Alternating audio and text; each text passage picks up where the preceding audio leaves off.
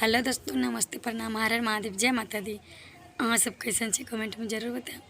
अहाँ सबके अपने चैनल में हम काजल कुमारी स्वागत करे छी, अभिनंदन करे छी और एक बहुत ही सुंदर प्यारा सा बेटा विवाह के गीत सुनवे छी। अच्छा लागत तो हमारे चैनल के लाइक शेयर सपोर्ट और एक प्यारा सा कमेंट करके बताएं कि गीत कैसन लगा।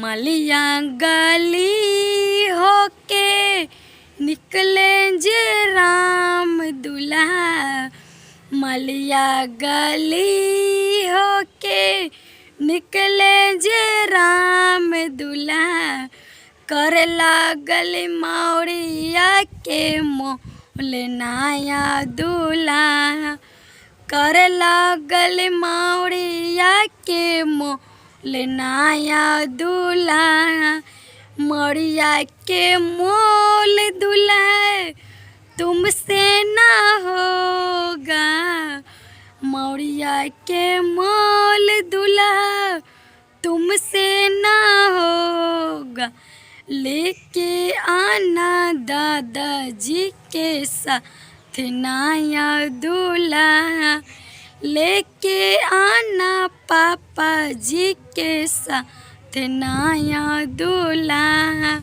सोनरा गली से निकले जे राम दुल्हा, कपड़िया गली होके निकले जे राम दुल्हा, कर लागल चेना माँ के मोल नया दूल्हा, कर लागल सटबा के मोल नया दूल्हा, चेनमा के मोल दूल्हा तुमसे ना होगा, सटबा के मोल दूल्हे तुमसे ना होगा, लेके आना भैया जी के साथ नया दूल्हा, लेके आना जीजा जी के साथ नया